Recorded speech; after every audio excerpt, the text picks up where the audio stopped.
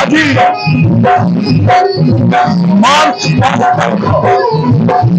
আজি আরম্ভ হয়েছে কুমড়াপালি পদযাত্রা। প্রথম দিন রজনী আজি এই প্রথম রজনীরে প্রগতি বসুদেবঙ্গর হল বিবাহ।